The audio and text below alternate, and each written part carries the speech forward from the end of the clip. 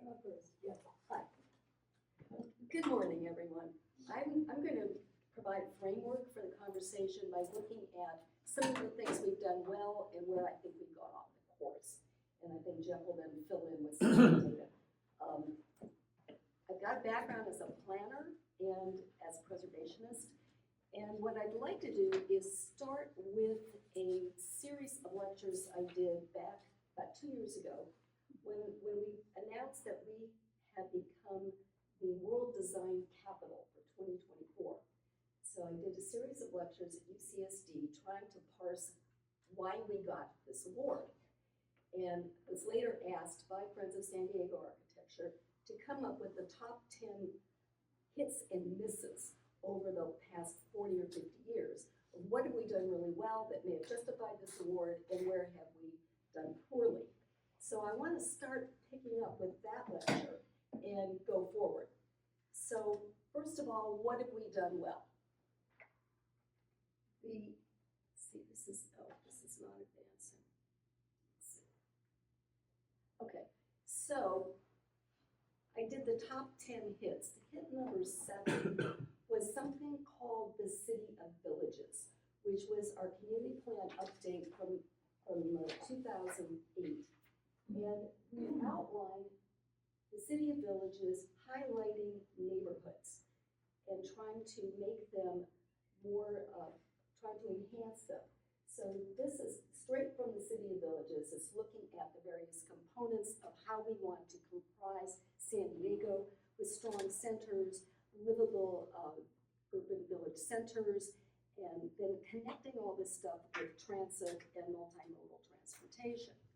So here, and we actually got a national award for our approach to planning, 2010.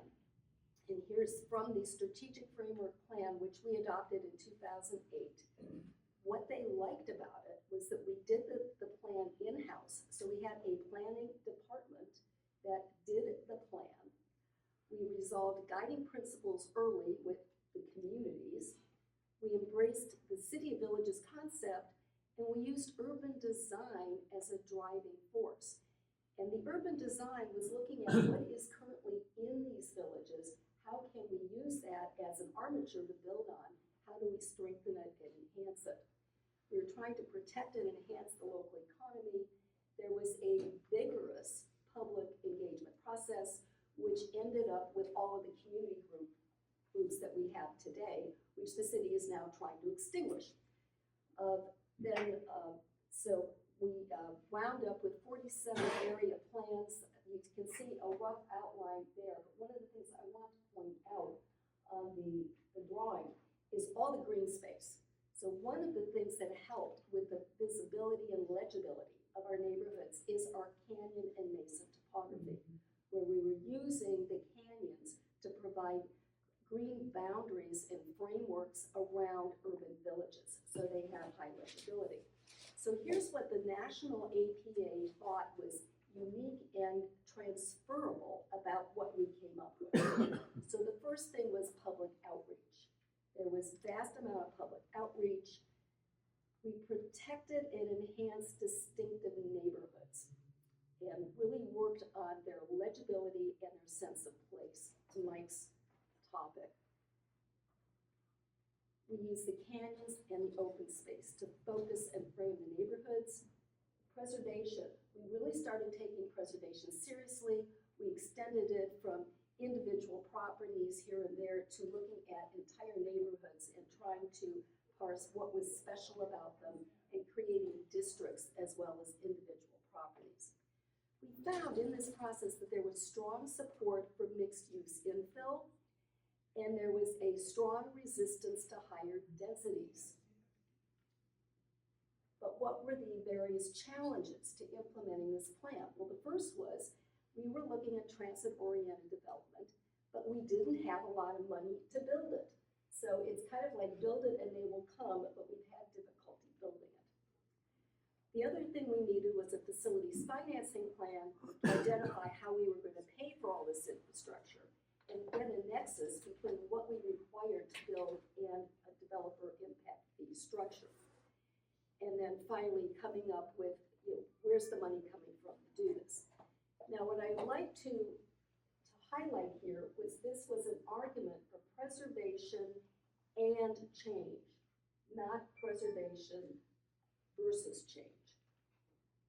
So how have we done this? We did do it before the city villages plan was approved, and we had some really good models to tell us how to do this. So I'm going to bring up the Lind block, which I'm sure you're all familiar with, which sparked development and redevelopment of Little Italy back in 1999. Excellent placemaking project. Brand new, the block had been scraped clean, but they were looking at the densities in Little Italy and trying to relate it to new development and to the existing remaining development. It was a project put together by 5 or 6 architects. They each cooperated, took one chunk of the block at a time, and then worked not just on the volumes of space, which were relating to one another and what was across the street, but to the negative space. So what is the positive versus negative? And here you can see the infill, the middle of the block there, is highly articulated. So it is parking, but it's also used for meeting space. It's a porous block, so you can walk through there, and it activates the neighborhood. You can take a look at how this works with the other blocks around it. So really good scale. It has a dialogue, both with the properties on the block, the internal space, external space, and what's around it. The other thing it did was it used existing buildings and repurposed them. So some of these are new, some of them were buildings that were not, they were old, but they were not designated historic, but they were improved. Another example, fast forwarding to 2013, this was an AIA award. Some of you may or may not be aware of this, but this is an adaptive reuse project in Golden Hill. And you may wonder what got adapted. So it's hard to tell. It's hard to tell. This looks like completely new construction. Well, they're using small volumes to break it up, to try to articulate the scale here. It looks kind of like freestanding work of art. It definitely has a presence where it is, but what is it relating to, and how did this happen? Well, this was a gas station, and you can see the gas station is still there, and they reused it. It is now the community space for this particular housing development. It's mixed use. It has different sizes and types of housing, and it's right on the edge of the freeway. So there's nothing there. There was a gas station, there was a property across the street's a gas station. There is a sort of higher density parcel adjacent to this, which is a community church. But you can see it's bleeding into a mixed-use residential neighborhood.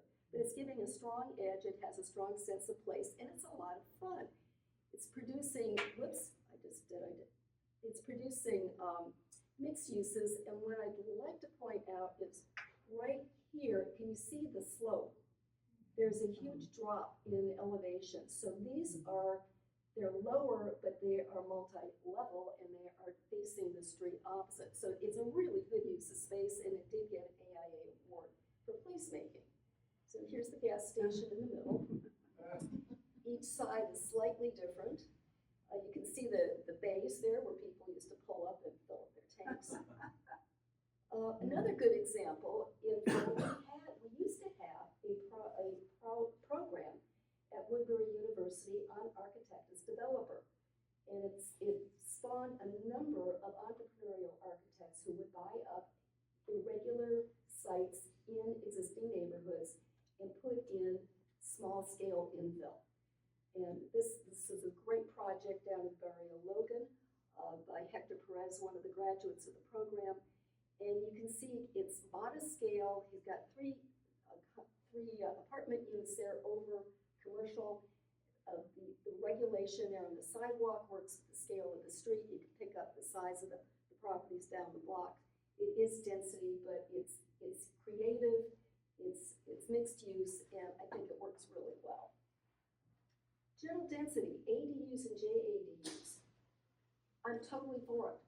We have upzoned every single family lot in San Diego to now accommodate 4 units. So you have the original property, you can add a junior unit, a freestanding accessory dwelling unit, and a tiny home, which is sort of a home on wheels. I don't know to what extent that's been used, but there you have it. So this is a great example of an ADU. It's in La Jolla. La Jolla has been spared a lot of the overbuilding that's been experienced elsewhere in the city because we are in the coastal zone. So it took a couple of years for the city's egregious upzoning to hit the coast. And in that interim, we reviewed a number of ADU projects that were terrifically designed. This one was so well beloved, it got an AIA Design Award. And this is replicable. So it's by Bern Young, a young woman, really talented designer. One living space, 1 bedroom, 1 bath. You can see the deck there. She included passive solar heating and cooling and a butterfly roof that collects rainwater. And she's got some collection of surface water there as well. So you can get a sense of how she fit that on the lot. Removed 2 minor buildings at the back of the lot, put in the accessible unit, related it to the main house, created a lovely yard around it, and made the whole thing environmentally sustainable. So this is highly replicable and I think really thoughtful, terrific design. How many square feet is that? Well, let's go, let's take a look. I don't have the things here. It was like under 1,000. And then it's very sustainable. She's got operable windows. She's got solar power on the roof, and then the rain collection. So what did we do? We put in accessory dwelling units, and then we pushed the envelope. So the city said, well, 3 units is good, but let's beef it up. We need more housing. We need to build fast. So we went from 1 ADU required by state law to 3, and then to unlimited ADUs under certain circumstances. We took the 16-foot height limit and pushed it to 30 feet, eliminated side and rear setbacks. Now the ADU I just showed you has side and rear setbacks, and then no restrictions for where you put this stuff. So that's what we've done. What's happened? Well, this is the kind of stuff we're getting built everywhere else in the city. What did this result in? We became the finalist for a prize, one of the top 10 finalists for a prize in housing innovation.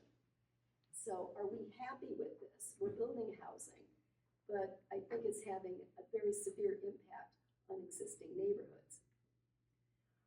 Here's another thing that's happened as a result of this. It's gaming the system and commodifying neighborhoods.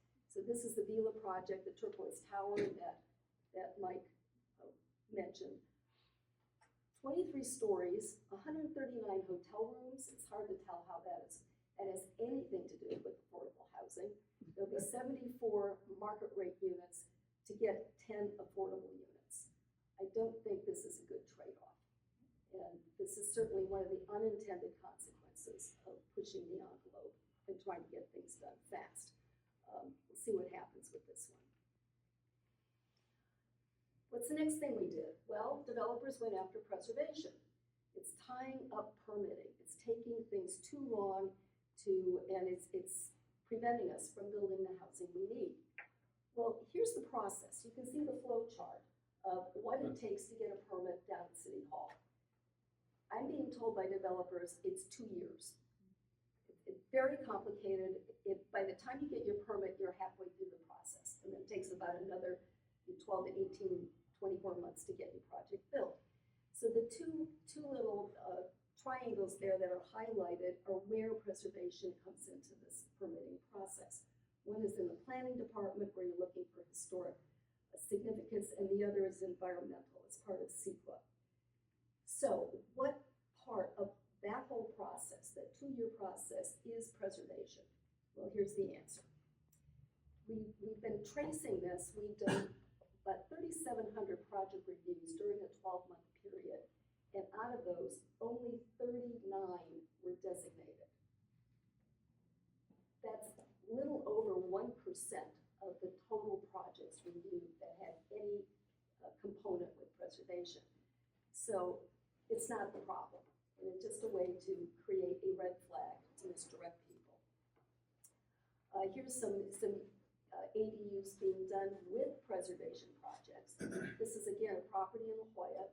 It was 2 small cottages from the early period in La Jolla's history, and what the architects did, and again, to do this well, it takes really good designers. So Safdie Rabin is one of my favorite firms here in the city. What you're looking at, can I get a pointer on this? This is what they designed. So there were 2 units. The building, the one historic building remained at the front of the property. They removed the back building and turned it 45 degrees and slid it over onto the adjoining lot. So that building remained, but it was used by the next door neighbor. He included it in his project. And at the back of the lot, you can see it's a very deep lot, 25 feet wide, 100 feet long. They put in both an ADU and a junior unit under the 30-foot height limit, which we have in the coastal zone. So that's what they designed for additional living space. So it's a historically designated property. They get Mills Act, and we've saved 2 units and we've added 2 more. So this is not, preservation isn't the problem either. So what you can see here in this photograph, the circled element is the existing historically designated cottage. The one in the back is the one that they have designed. And you can see that from the alley, the image of the JADU and the ADU. Here's another ADU that was added to a historically designated property in La Jolla. They added it again on the alley. This one was designed in 2019 by Paul Johnson, who's one of our really well-known historic preservation architects. And this couple is planning to live in the ADU and rent out the rest of the house. So that's how this particular project came down. Here's what it looks like on the alley. So I would pose that preservation is not a problem. We tallied up the number of designated properties in San Diego, and it represents about 3.5% of total building stock. So if that's not a problem, if it's not holding up permitting, what's the beef? Well, I'll give you my take on it. I think the problem is location. So we're fighting over where these properties are, not the fact that they're designated. One of the development community's beefs is that we need to have certainty. Is something certainly historic or not? We can tell them that. What I'm showing here is a map of the Uptown planning area.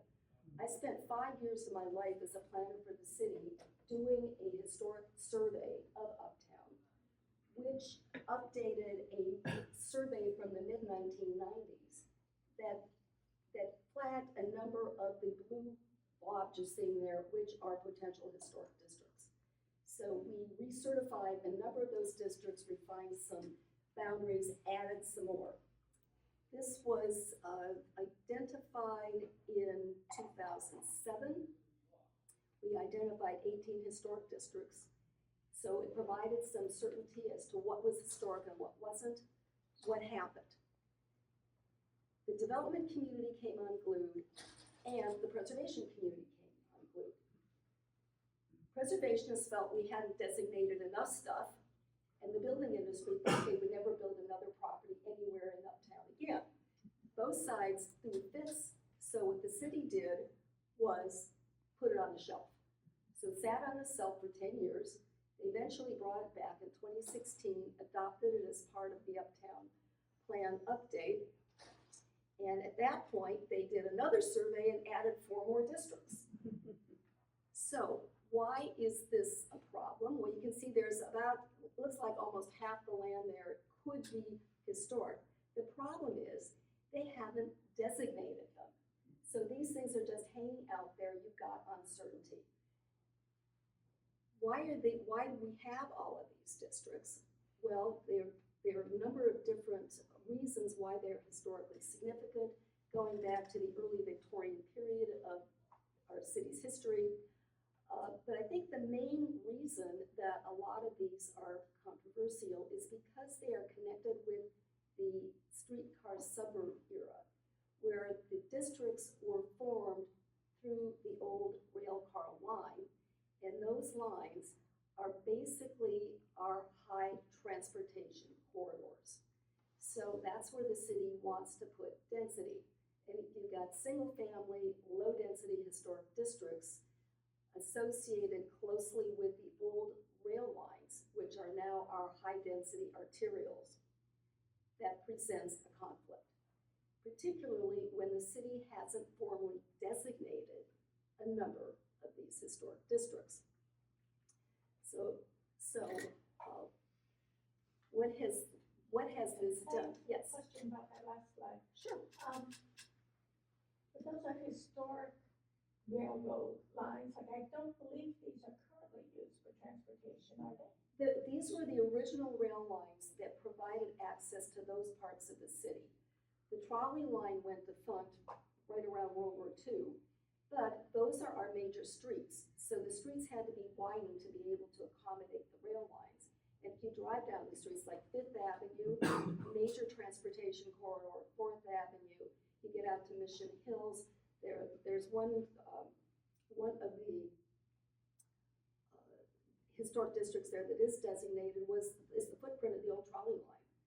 And it really goes like one parcel deep. So all of the properties right along that rail line were developed within about a 2-year period after the rail line went in. And it's still a very wide street. So if you take a look at how the transportation network developed these neighborhoods, that's our older building stock, but it's also our major street system, and it's our major bus system. And this is where the city wants to put development in order to have transit corridors. Okay, because they're thinking of putting buses in on those wider streets. Yeah, okay. Absolutely. So there's been a complaint that we got all these historic districts and they've been tagged in order to prevent rebuilding. And this is an email that went out in May of last year telling the state legislature to just stop having historic preservation. This is a defensive thing. Well, as I was trying to explain, these historic districts were identified back in the mid-1990s. So we've known they've been there for decades. So what's happening? Well, we got 20 of them that are actually designated. After the Uptown survey was done, the city had an aggressive program to designate the rest of them so we would get certainty. So they've been identified, but they have to be formally designated. And that's another process that requires not only additional research, but consent from the people in the district that they want to be designated. And that doesn't always happen. So until those things are formally designated, you don't know if the specific parcel you're interested in is historic or not. So these things then have to go through individual review, and they may or may not get designated. So it does provide a lot of uncertainty because the city has never acted to certify this stuff. So they had an aggressive plan back in 2016, which slowed down and then stopped by 2017. So we've got a bunch of stuff that's sitting in a queue that is going nowhere, and that is adding to the uncertainty. In response, several communities decided they would take this into their hands, and they have gone to the National Register program, which is run through the state of California, and a number of them have been designated through the National Register. So it's certain that these things are designated. What's the problem? They're designated nationally and at the state level, but they are not designated locally. They could be designated locally because we have a criteria that says if you are on the National Register, you can be designated locally. But city staff is insisting they have to go through a process with the city to be recognized. And they don't have the staff time to do that, so these districts are just sitting there. Okay, so that's what's going on with historic districts and uncertainty. What else, what other things have impeded our ability to create affordable housing? Well, one is we've destroyed a lot of it. We used to have a lot of what's called naturally occurring affordable housing, which is just older building stock. When we started doing redevelopment, we used to build something called SROs, or something single occupancy hotels. We stopped doing that. And we just started collecting money and saying, okay, we need to add X number of affordable units somewhere. But they kept kicking the can down the road. So we've done two things. We've destroyed a lot of the housing we did have through redevelopment, and we've never rebuilt it. So that's a major problem. Nothing built these days, I think, would be affordable. I'm sorry? Nothing new. Oh, nothing new these housing. days can be Correct. affordable. Yeah, I mean, and that's why we shot ourselves in the foot. We're thinking we can build new and have it be affordable, and that's just not the case. So what we're advocating for is stop doing this. Keep these properties in service. And here's some examples of what these buildings look like and where they are. And they're all over the city. And part of the problem, again, as you've noted, if you try to build new, here's a bungalow court, which is older. So, okay, so let's tear it down and build something new. We'll add some affordable units. Well, under that, this bungalow court has 10 units. It's zoned for 12. So if you try to get those extra 2 units by tearing it down and rebuilding, you've lost 7 affordable units. So the math just doesn't work. So during, back in 2021, when I was president of the Community Planning Association of La Jolla, we did a response to the city about some of their plans for housing. And our response was, you need to look at adaptive reuse, both preserving existing housing we have and converting underused parcels to housing. And our take was, we needed to look at historic preservation as a way to enhance our city and to provide affordable housing. Density bonuses in and of themselves will not get you affordable housing because they increase land values. And back to the argument about location, developers will choose the most desirable areas to densify first, while ignoring areas most in need of new housing. And that's why the fight is over uptown and getting rid of preservation, because it's a desirable location. So what should we be doing? Well, we're advocating for an adaptive reuse ordinance. Soho's been working on this. I've been working with the AIA on this for about 5 years, trying to get some language moving. It's not going anywhere. But what can we do? We need a section in the Land Development Code that gives you some relief for bringing existing properties up to current code. We have a model. We have a couple of models. One model is the State Historic Building Code, which you can use if a property is historically designated.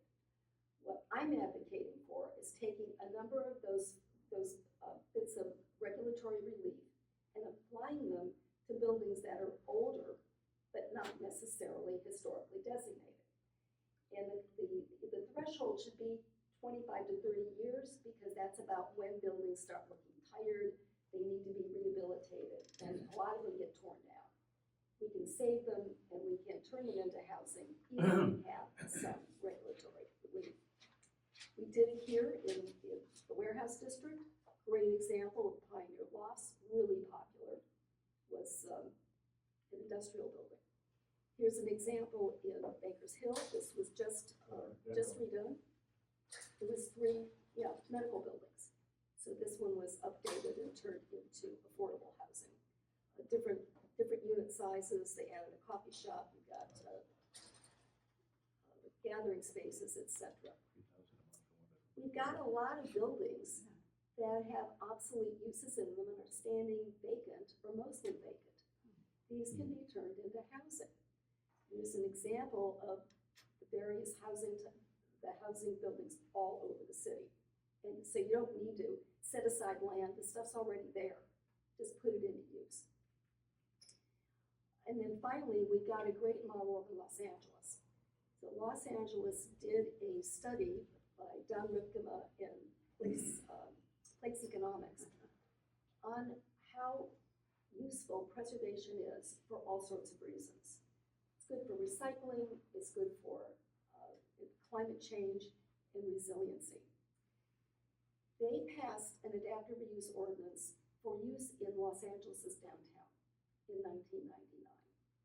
If you go up to downtown LA today, the place is booming. It is one of the hippest, neatest places around, lots of housing.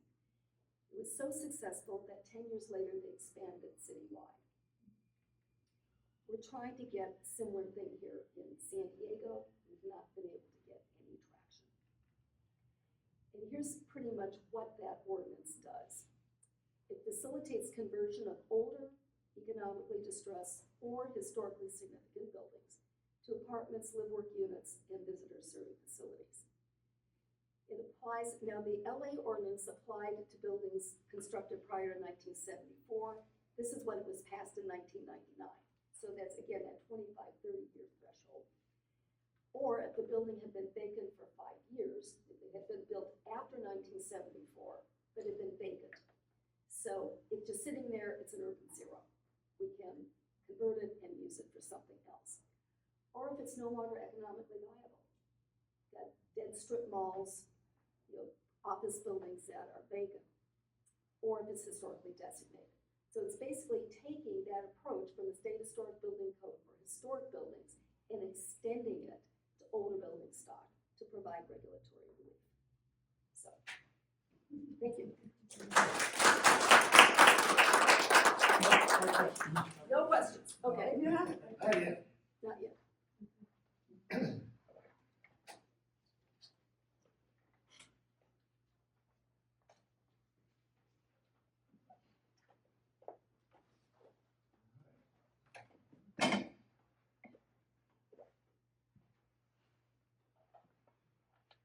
So I'm not sure I should have let Diane go first, but let me just add a few points to what was discussed.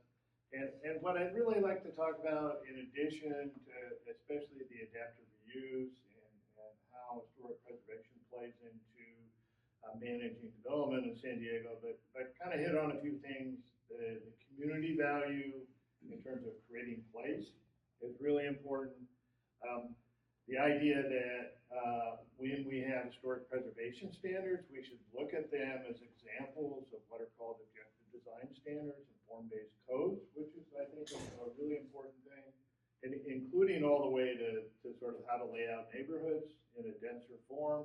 And finally, I think we have certain perceptions of historic preservation and how it targets certain high-income neighborhoods, but there's actually examples and data that show that it's a lot more widely distributed than I think people think, and therefore it's important that these also are, that we lift up communities that have been traditionally unrecognized rather than just throw in all our historic preservation. So first thing is placemaking, and basically what this means is we have communities, we have neighborhoods, we have wider neighborhoods, and where is it that we congregate as people and interact with each other? And there's a whole concept of what's called form-based codes. And fundamentally, the idea of planning is having buildings relate to each other and relate to the public realm, because that's what makes our neighborhoods and our communities centered and coherent and attractive to people to visit and attractive to people to live there as well. So what's that look like? Well, and this is a commercial example. The gas lamp corridor. I mean, that was a major innovation of downtown. It's a major tourist attraction. And so to say we don't want historic districts or historic preservation means that we don't want this. And in fact, we've gone the other way. What we're doing now is looking at the gas lamp and going from, it's still sort of clunky with the automobile usage on what's eventually become a promenade, and we're making the next step and converting it to the promenade to make it a complete walkable commercial and entertainment district with housing above. You know, this is adaptive reuse, but what we could have done in downtown is we could have mowed everything down and built another, you know, generic stadium like we had in Mission Valley, and instead, we had the foresight to preserve the Western Metal Building. No matter if you're a baseball fan, I'm a huge baseball fan. But, whenever San Diego Padres are on TV, particularly nationally, everybody just raves about the environment that we've created downtown for this sporting field. And well, I'm a Dodger fan, but you know, even when we have a game, people from LA come down to San Diego. It's a major historic tourism sports venue and something that we should really value as part of it as a community economic development aspect. The other thing is, what is it that we like about historic places? They're are comfortable, sure, right? It's the places that are human scale that people feel comfortable interacting with each other. And my favorite example is if you go to downtown LA, and as Diane mentioned, it's really been renovated. And there's the famous Angel Flight funicular, and if you look at where that is, and you look at what's at both ends of that, if you go to the bottom of it, there's this place called the Grand Central Market. The Grand Central Market is basically a gigantic food court, right? It used to be a regular market, now it's a place where small business owners can set up a shop that they might not have been able to afford a whole storefront. So it's a huge generator of these startup and small businesses. And this is actually in the middle of the afternoon. If you come here on a lunch day, in the middle of the day, it's packed, it's huge. And then right next to it, you just hop on this. I mean, of course, it's fine to get on the funicular and take it up to the top. And what do you get at the top? You get this big empty plaza. And there's nothing intrinsically bad about One California Plaza, but it's sort of, when we built, everybody worked in an office tower, and it was busy for that reason. But now that we're working from home, we kind of see that it's not the place that people gravitate to. They just want the comfortable sweater. And we tend to focus just on the housing aspect of this, and I think it's important to think we keep trying to create more housing capacity. San Diego actually has 3 times the zone capacity that needs to meet its housing needs. If you look at the kind of bonus programs that we have, you know, we have the capacity to build millions of homes in San Diego without changing any regulations. And at some point, it's important to say, we don't necessarily need more capacity, we need to figure out how to build in that capacity. But at the same time, if we've got enough capacity to build homes, we should start thinking about the other social and economic factors that go with building our communities. Place economics has done a lot of studies. I will, I'm sure, thankfully, not go through all these, but I just want to point out there's a lot of other factors that go into how we build our communities and how we treat historic preservation within those. I will say that millennials and housing, so going back to LA, my millennial daughter actually lives in downtown LA in the area that Diane described, so, and the rent she pays is less than she would pay if she lived in, you know, Rentville or someplace like that, and she gets to live in downtown LA instead. So, and this is particularly from an architectural standpoint, this idea of objective design standards. And one of the things that I think is and it's ironic, everybody uses this exact slide. So the planning department uses it, we use it. And what's fundamentally here is the idea that we can add density to our existing places and do it in a way that maintains the scale and the interaction. Again, having the buildings still relate to us, you know, still having our public places, and that we can do infill in a compatible way as we go through that process. And whenever we talk about it, we say, okay, particularly with related to residential neighborhoods. You know, the idea is you know, we have our favorite building, but does anybody not like a bungalow court? No. But also duplexes, quadplexes. But the important thing is you have to zone for these.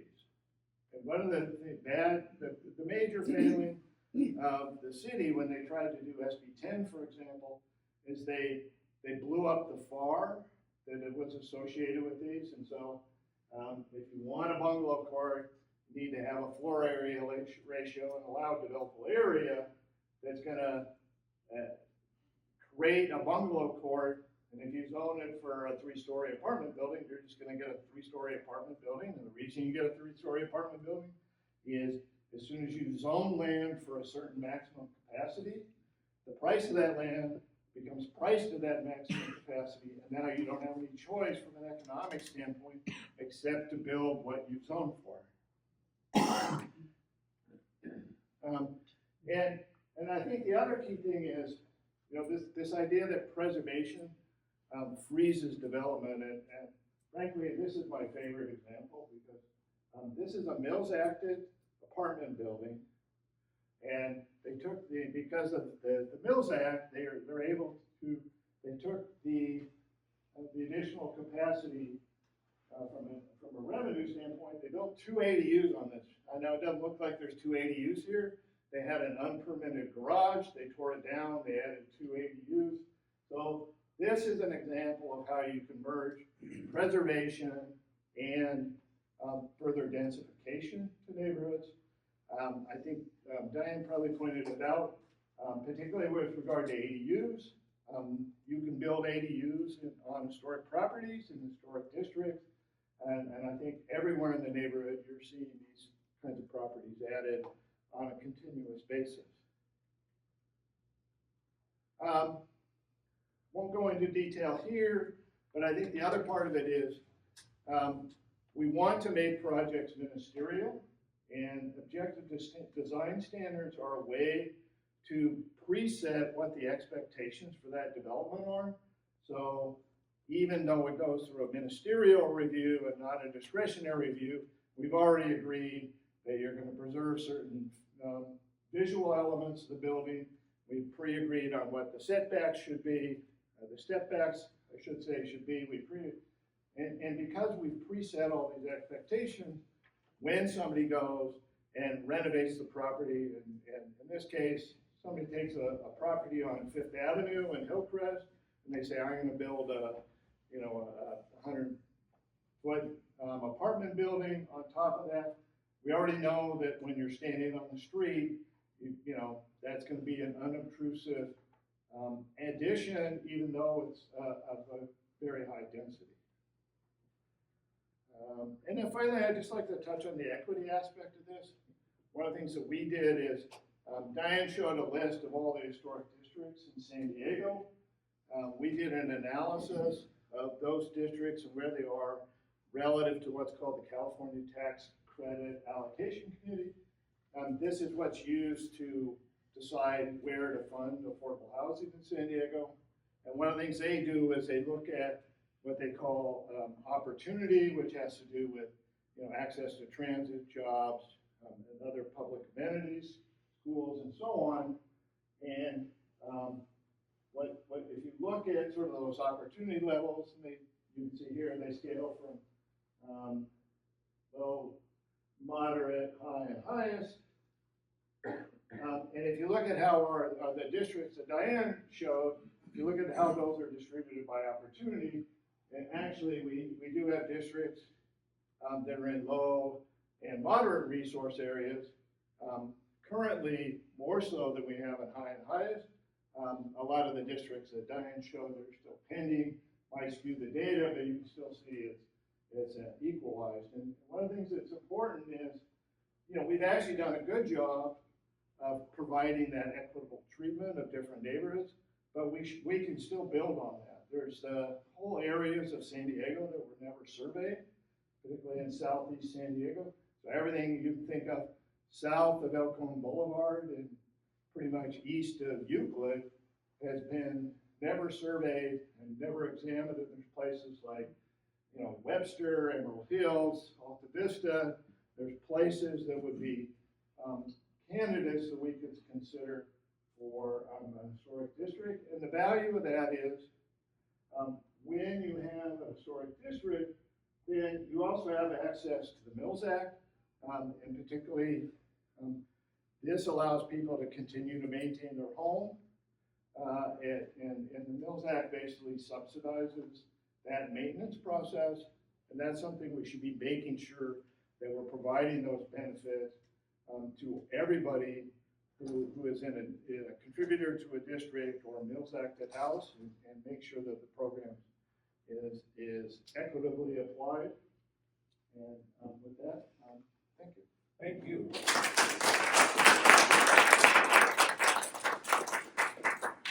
Diane, and come up again. I'm going to go for a few minutes. We started a little dialogue and discussion from all of you.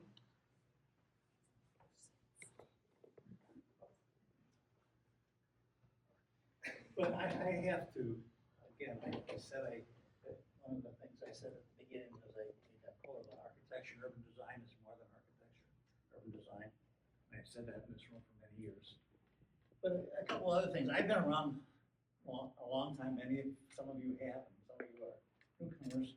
Roger has chronicled this for the last 45 years.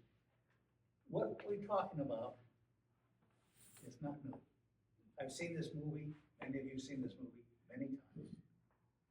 It goes, the pendulum swings one side and goes back to the other. We have gone through periods when we want to do everything we can to stop growth, and then we want to do everything we can to encourage growth.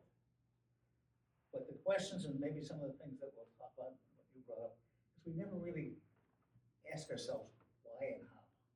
We jump to the quickest solution to stop or start something without thinking what the impacts are.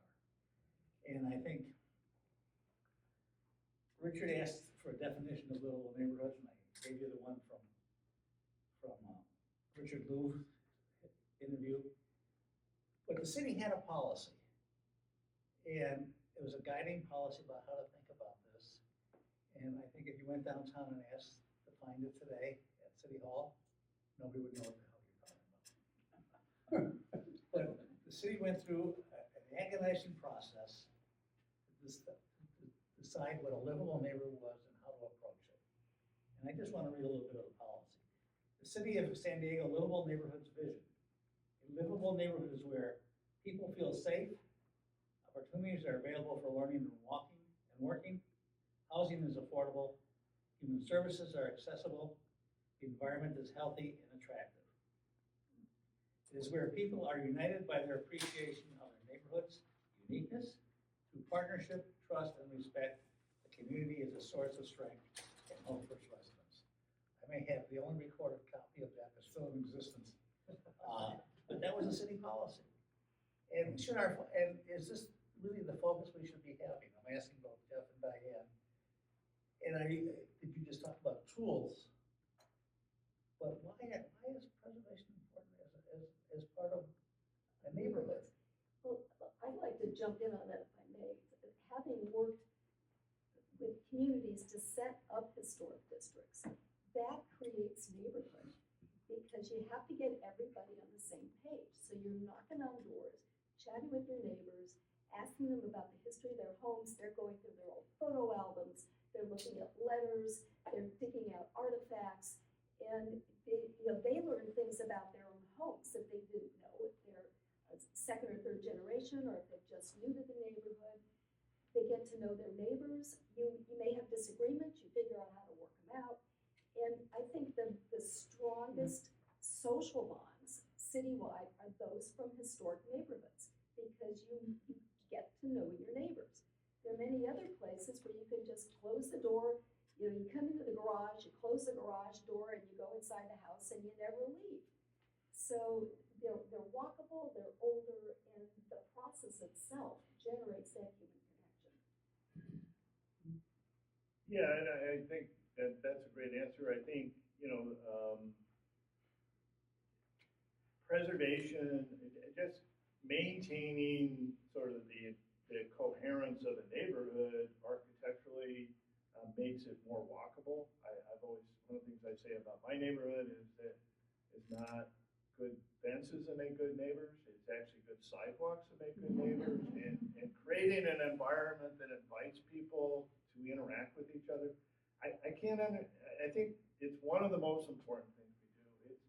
It's not the random interaction with other people, it's the serendipitous interaction with other people. And by having neighborhoods, you have conversations that enrich you and take you in directions and allow you to think about things you might not otherwise think. And I don't know about you guys, but every time I go into a library, I go and I flip open a random book and you see something there and you go, that informs my life, and communities are the living, walking embodiment of that principle. I just want another question, and I'll turn it over to the other. We talk about fixing neighborhoods and adding to them all the values that both of you have just talked about. One, how do we do that and maintain the affordability and avoid displacement and gentrification? And number two, how do we have that dialogue so that we spread the wealth across the board? Some neighborhoods get the brunt of all of this, or the benefit, depending on how you look at it, and others get left behind and get, again, the brunt of all of it. How do we avoid that? And how do we get the dialogue going to really discuss all these things? Because right now we have no dialogue about it. It's just, you're either for me or against me. I think the first thing that's important is, and Diane talked a lot about it, is preserving existing housing. In that example was a perfect example. It's hard to tear down an existing amortized building that's already housing people and create anything that's cheaper, no matter how tall you make it, and how we allocate it. And we've done a lot of studies of preservation of housing, and what Diane talked about is sort of writ large across the city. Even without preservation, somebody will tear down 114 units of that market affordable housing, and then the city makes them add 42 back in. I mean, we're losing on every deal with this, and we ought to think more about it. And the thing the city could do more than anything else, if you look at their housing reports, they don't track demolition. They just track permits for new things as if all this is being built on dirt, and it's not being built on dirt. We're tearing down housing to build more housing. It's not just SROs, it's middle income housing, and the city doesn't track rents either. So as we go through all these processes, we're not really getting any feedback that tells us whether we're creating a more affordable city or a less affordable city, and who we're creating housing for. I'll pinpoint some of the other failures. I think, to answer your question, how do we do it? We can't do it in a capitalist society where you're only chasing after the highest rate of return on your investment. So I mentioned it with the Turquoise Tower. We capitalized our neighborhoods. So we're only looking for greatest return. We're not looking for livability. And that's what we're getting. We're getting very expensive housing that nobody can live in. And, looking at La Jolla, people go, oh my gosh, La Jolla, you guys got really, you're sitting pretty. You've got this beautiful, expensive neighborhood. Well, let me give you the reality of living in La Jolla. Number one, it's one of the oldest neighborhoods in the city. Number two, the city is purposely disinvested from putting anything into La Jolla. They're taking our money and spending it elsewhere, which is fine if you're looking at equity. But we're falling apart. We're a major tourism generator for the city and the region as a whole. And the place is falling apart. It looks like a third world country. We're trying to fix it. We can't because of permitting issues. So we've got a problem. We're trying to help it. The city is becoming an obstacle. Then we are on an international real estate market.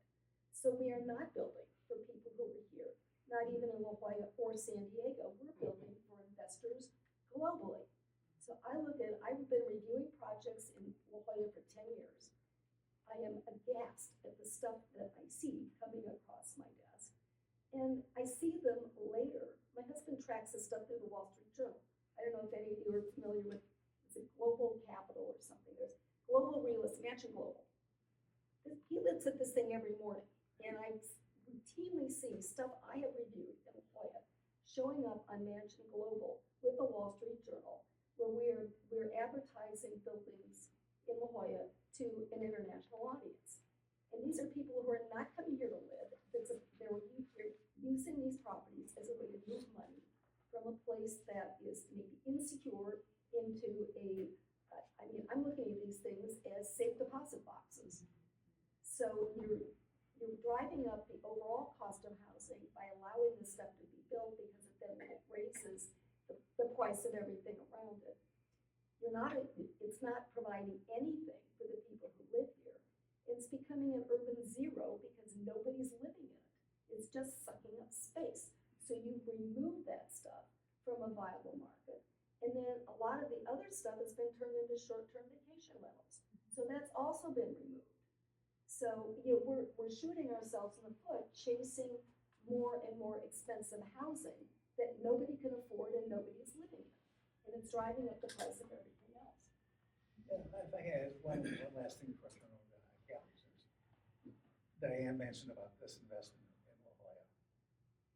No, it's not there. It's everywhere in the city. I agree. We are a very cheap city. And the only places that have higher investment are the newest communities that come online because it's all brand new stuff. Mhm. In 1974, there was a study by Lynch and Alpagard that pointed to the disparity as you go from north to south. As the farther north you are, the better off the community is, and as you go further south, it's not. And south of 8 was even worse. We have a policy called equitable communities, but we as a community are cheap. San Diegans are very cheap about what we want and how we want to get it. We don't want to pay to flush the toilet. We're arguing now about collecting garbage. And we are going, and we have just had a sales tax measure, which those who are better off voted against, and those who needed it voted for, but it failed. So how do we get that dialogue going so that everything doesn't become a YIMBY or NIMBY? But it gets to be something that we talk about, how we improve our neighborhoods, how we really do that.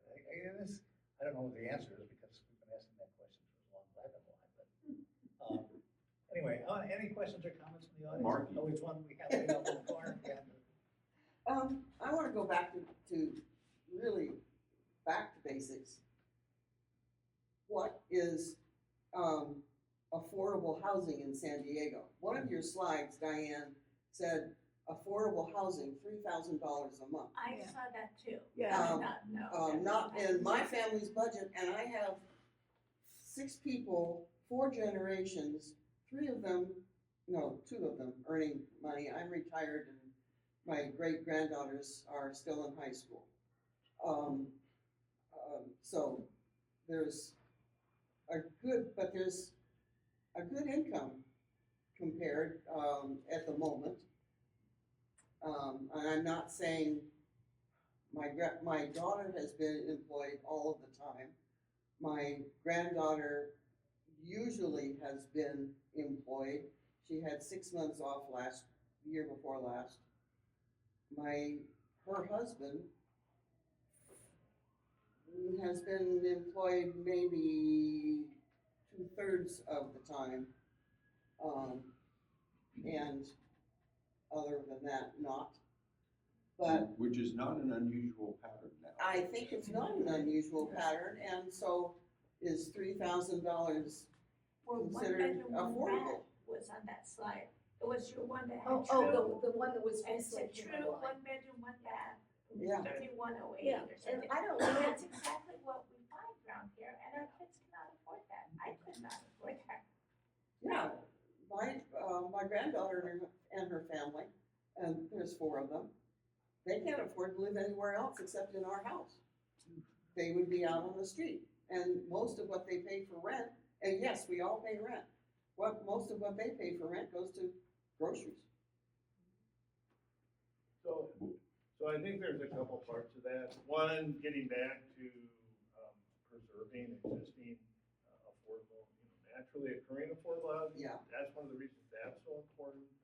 And the other part of it is, as you look at it, so as you talked about, the income striation from the north of the city to the south of the city results in it. So when we talk about what should be an affordable rent, what we do is we take what's called the area median income, which for a family of two earners is well over $100,000.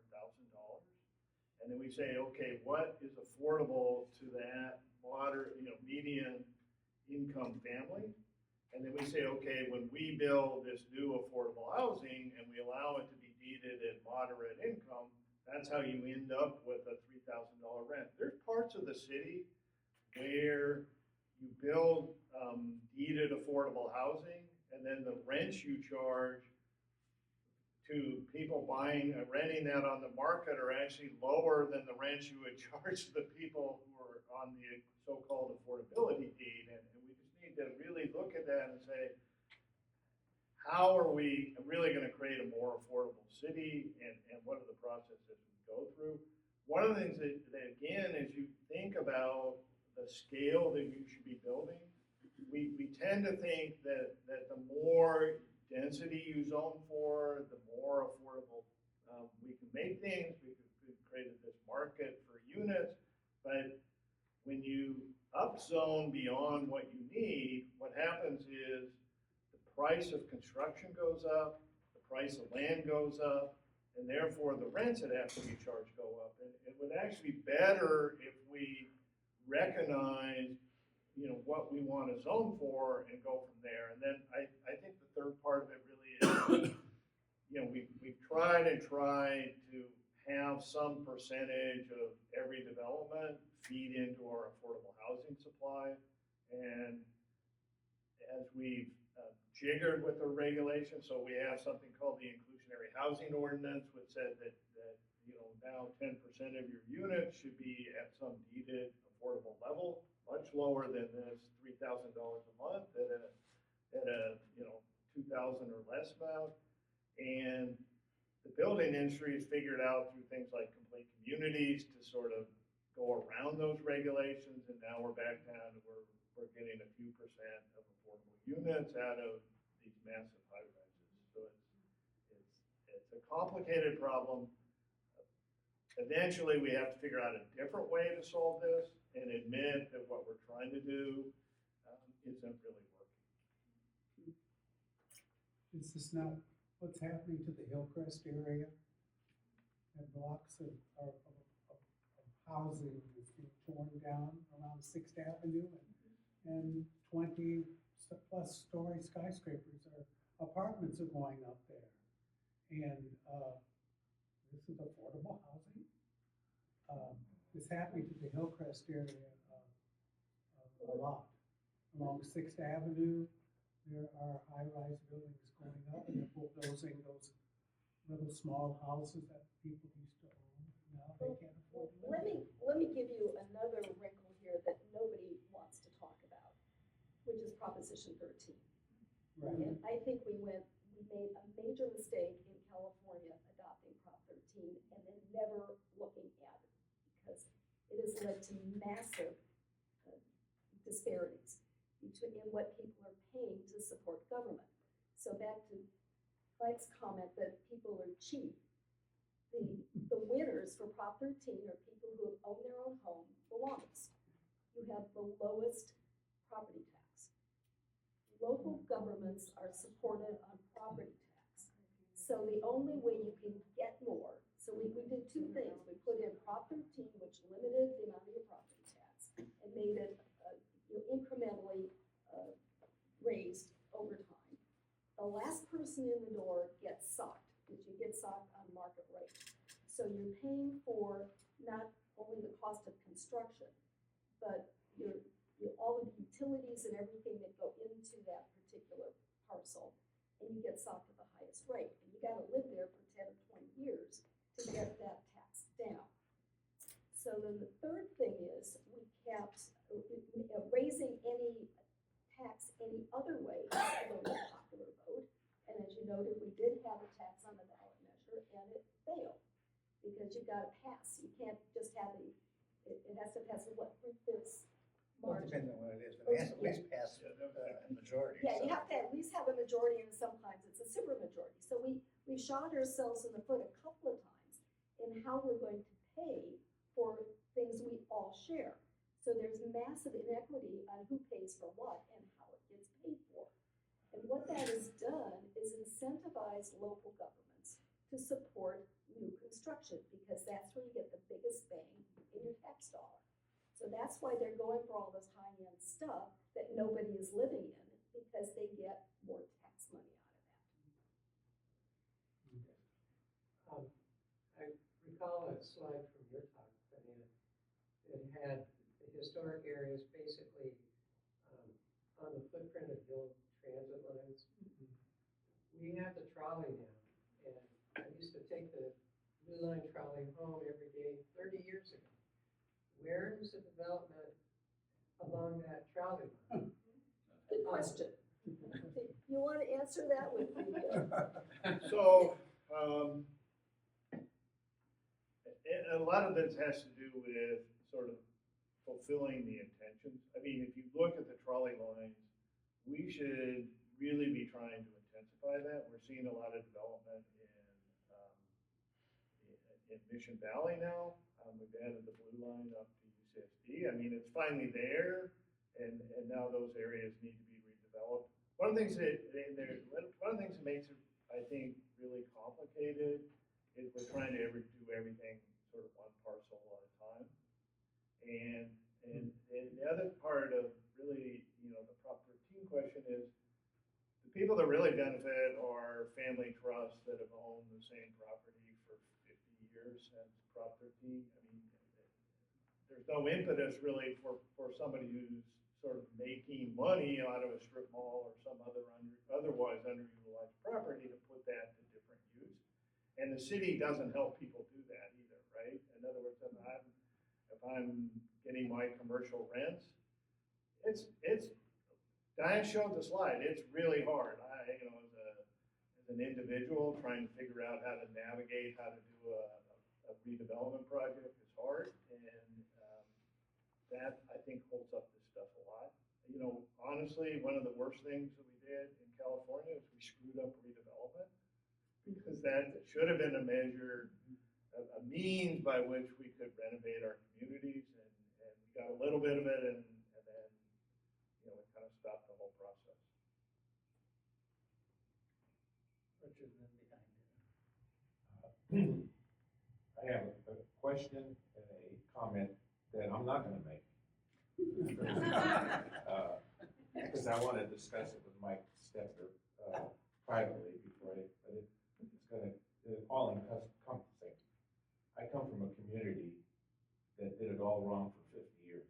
And I've only recognized that in the last 6 months. And since moving here. And I see a lot of good that San Diego's did and has done. But I want to have a discussion with Mike first before I make my comment and question. Maybe we'll do that another time. But don't think you're all right. I never think I'm all right. Yeah, don't think you're all right. The reason you talk to people is to kind of understand different things and try and get somewhere close to a better solution. That it goes something like this. Planners have a great vocabulary. I'll give you one example. Eduardo Contini, who worked for Victor Gruen and Associates, and I was only 18 years old at the time, and I went to a city council meeting, and he's given the plan of revitalizing downtown Fresno. He says, we're going to revitalize the small core of the city. And it's like throwing a rock in water, and the concentric circles of benefit are going to go out to the surrounding areas adjacent to downtown. Wow, that's great. And I kind of believe that concept for 25 years, and it took me 25 years to recognize not only it didn't happen, it started crumbling within that concentric circle. And so planners are very clever with vocabulary, but it takes you 25 years to figure out that they're all wrong. You're not wrong on day one. Go back 25 years later to see that 90% of what planners have said didn't work. Even though you want to talk to me separately. I would take a little different tack. I think we as a community, some of you may remember Pogo, an old cartoon. Pogo lived in the creature lived in the Elfie Swamp, who said we have met the enemy and he is us. And that's true. What we thought were good ideas 40 years ago, we suddenly like freeways. We suddenly realized they did a lot more damage than move traffic. We also think about what was said at that Fresno Council meeting, that you throw a rock in and concentric circles will improve everything. You can't. You got to work at everything continuously. You can't do one thing and say You're never done. You're never done. Cities are never built out. Building the city is like building a personal relationship. If you don't work at it all the time, it's going to fail. I'm sorry. They're behind you. I have a simple, straightforward question, which is what is the Mills Act? But I also do have a comment. I just want to get it on the record that I disagree with you, Diane, about Prop 13. I think Prop 13 really protects our older citizens. That's right. That could never, like in our neighborhood, the houses are 800,000. We paid 60,000 for our house. I could never afford a house like that, and I can't afford those kind of taxes. His mother, we just sold her house in Claremont. She bought that house for $12,000. She worked for a civil service. She had a salary of, I don't know, maybe at most 40 or 50,000. There's no way she could pay that kind of property taxes today. So I thank God for Prop 13. I think it's very useful. I think there needs to be a compromise between that, because I'm paying 18 times more than my neighbors across the street. Yeah, but could they afford to pay? They'd be, like, I know in Hawaii, people were just put out of their houses because they couldn't afford the property taxes. Okay, with so all the question, Japanese what is that house investment. worth on the market today? That 12,000 one Yeah. sold for 900,000. Okay, so you've got that much equity in the property. You can draw on the equity. You don't have to sell. Yeah, the you're house. asking senior citizens to go into debt. That's. No, they're not the going into inverse debt. mortgage. It's also part of a lot of other things that go on. And I think one of the things that the impact of Prop 13 was cities, California said, okay, we can't collect money for building a new school from everybody. So the new house is going to pay for the new school, or the fire station, or whatever it may be. So we automatically added all these costs Other costs to onto the new construction, which created that disparity of higher cost housing and higher taxes. And so that, but we haven't found a way to really look at it as a community and how we do things. Yeah. Because you've laid the cost of all the infrastructure and the community benefits onto the cost of a single family home. And you're paying all of that down through your mortgage. It's not just the price of the home. So basically what I'm saying about Prop 13 is that it's been a massive dislocation in what the taxes are paying for and who's paying for it. It's not being shared evenly by everybody who's benefiting by those common community things. But for the most part, those older homes that are paying property tax based on the original purchase price don't have children in school. Right, but there's. They had children in school and they were paying the property tax at the time. Children moved out of the house, now the mother and father are living there alone. From my observation, 80% of the senior citizen, working class senior citizen, couldn't live in the home that they're in if they had to pay the current property tax. Well, what I'm assuming They is couldn't that afford- they had- everybody was paying a more, if you could level out the tax rate, you may be paying a little bit more, but you wouldn't be priced out of your home. And with the overall cost of everything should come down, because it's the higher priced homes that are bringing That's up the not- that's value planner around economics. it. That's planner economics. You don't know, I mean, but it's something that has to be worked out. Yeah, it's not what we need to everybody- look at, because nobody wants to talk about it. And let's, That's what I'm we saying. have And my question, can you tell me what this Mills Oh, the Act Mills is? Act, it's a property tax reduction. So, It's a state law. again, so to. For uh, historic preservation. For historic preservation, it allows you to take what you would be paying on property tax and reinvest it in the property to keep it maintained. Because it's old and it requires more work. Okay, so if you have an older home, a person could possibly get that designated as historic or see if it's historic, and then some of your property taxes can be used to maintain the home. Correct. Yeah, basically your property tax rate, your property taxes are reduced with, and you get a contract that's about, either restoring or maintaining your home, and as long as you adhere to that contract, but in net, people end up paying less than property taxes if they have a Mills Act home. And like I'm saying, one of the things that would be important is to make sure that, the historic districts, whether it's Sherman Heights or Island Air, that those people are getting the benefit of that property tax reduction as well. And it's a fair thing, right?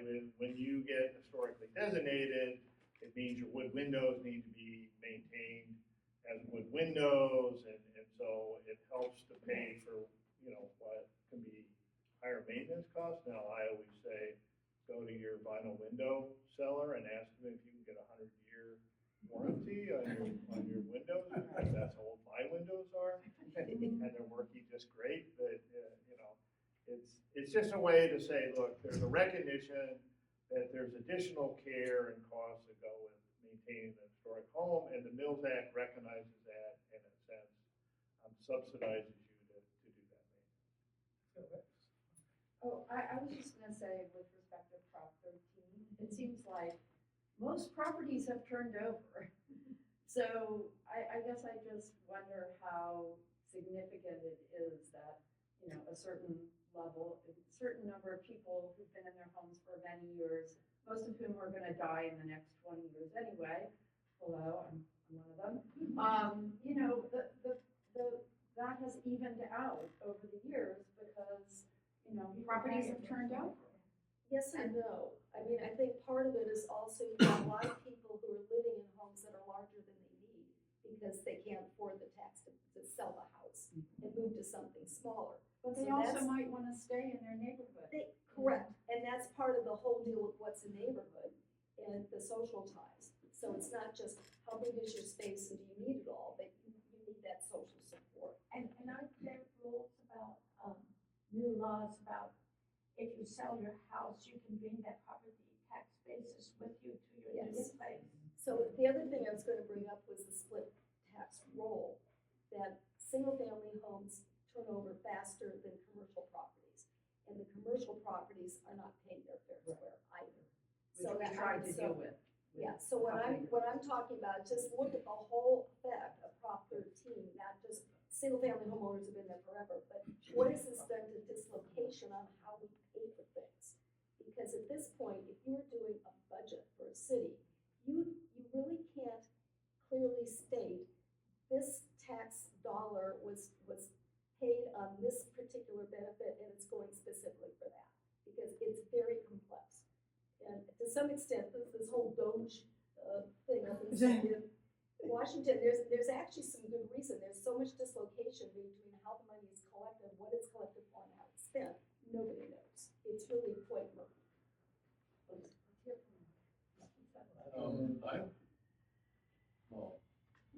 I think the problem that you're all not focusing on is that San Diego is not what it was 100 years ago or 50 years ago. It's a very desirable place where the desirability pushes up prices for demand.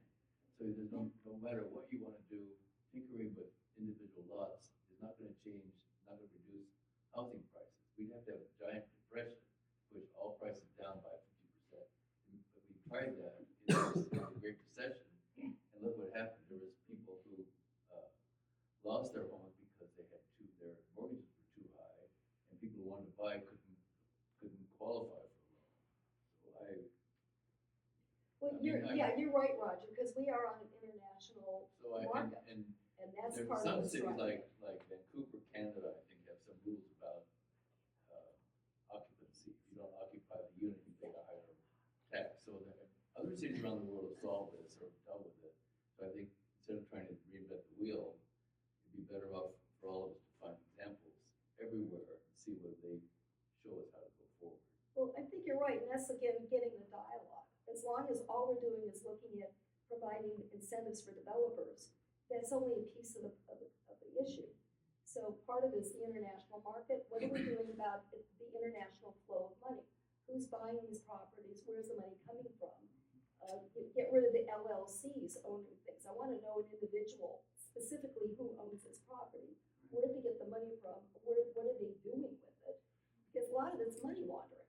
This is illegally gotten gains that is being shifted into real estate in order to launder it. And why are we letting this happen? So that's number one. Number two, holding on to properties for generations, like you said, and doing nothing with it. So part of the reason the city is overzoning is they can't predict when a property is going to be redeveloped. So you zone more than you need to, hoping that 30% of it will be redeveloped within a 20-year period. So, maybe you start taxing some of these things that have been sitting there forever at current rates. Encourage them to move. So, I mean, there are various ways you can do this. We look at none of it. Well, I just had one, I wanted to comment on one thing, but I also wanted to make an observation that we've always had a joke in where I live in Pacific Beach that, you say the whole city is cheap as far as maintaining infrastructure. But the joke in PV has always been that when you get to La Jolla when you start hitting the potholes. Correct. But I wanted to point out that probably the most likely improvement for the situation is your idea of extending adaptive reuse. Because adaptive reuse has always been part of preservation, but it's been like, if you get designated, then you can use the code to do adaptive reuse in ways that you wouldn't be able to otherwise.